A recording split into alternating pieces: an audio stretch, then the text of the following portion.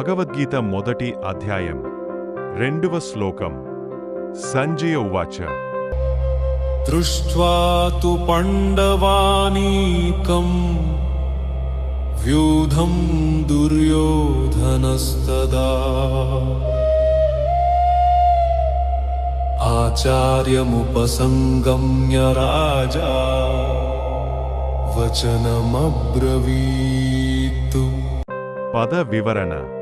సంజయ ఉవాచ, సంజయుడు చెప్పెను, దృష్ట్వా చూసి, తు అయితే పాండవ అనీకం ఓ పాండవుల సైన్యాన్ని, వ్యూజం సక్రమంగా ఏర్పాటు చేయబడిన, దుర్యోధనుడు తదా ఆ సమయంలో, ఆచార్యం ఉపసంగమ్య ఆచార్యుని దగ్గరకు వెళ్ళి, రాజేన వచనం అబ్రవీత్ మాటలాడెను, ఇలా చెప్పెను. సందర్భ వివరణ. ఈ శ్లోకం కురుక్షేత్ర యుద్ధం ప్రారంభం కంటే ముందున్న పరిస్థితిని చూపిస్తుంది. పాండవులు తమ సైన్యాన్ని బలంగా, క్రమబద్ధంగా ఏర్పాటు చేసుకున్నారు. అది చూసిన దుర్యోధనుడికి భయం మరియు అనిశ్చితి కలిగింది. అతడు వెంటనే తన గురువు దగ్గరకు వెళ్లి పరిస్థితిని వివరిస్తూ మాట్లాడటం ప్రారంభించాడు. ఇక్కడ మనం గమనించాల్సింది, బయటికి ధైర్యంగా కనిపించిన దుర్యోధనుడు లోపల మాత్రం కలతతో ఉన్నాడు. లోతైన వివరణ.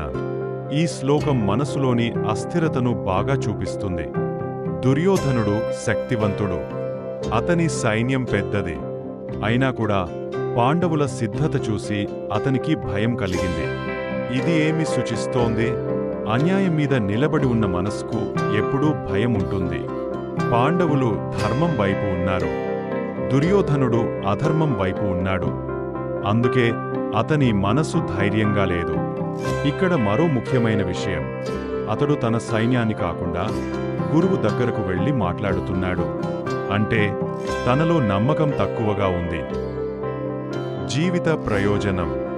ఈ శ్లోకం మన జీవితానికి గొప్ప సందేశం ఇస్తుంది. మనం తప్పు మార్గంలో ఉన్నప్పుడు మనసులో ఎప్పుడూ భయం ఉంటుంది. సత్యం, ధర్మం వైపు ఉంటే మనసుకు శాంతి ఉంటుంది. పరీక్షలు, ఉద్యోగం, వ్యాపారం ఏదైనా సరే మన ప్రయత్నం సత్యంగా ఉంటే భయం ఉండదు. అధర్మం మీద ఆధారపడిన విజయానికి స్థిరత్వం ఉండదు. జీవన సందేశం. ఈ శ్లోకం మనకు చెబుతోంది, ధర్మం మనకు అంతర్గత ధైర్యాన్ని ఇస్తుంది. అన్యాయం తాత్కాలిక బలం మాత్రమే ఇస్తుంది.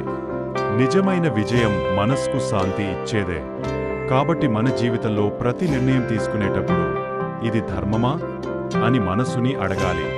అప్పుడు భయం కాదు, ధైర్యం మనతో ఉంటుంది.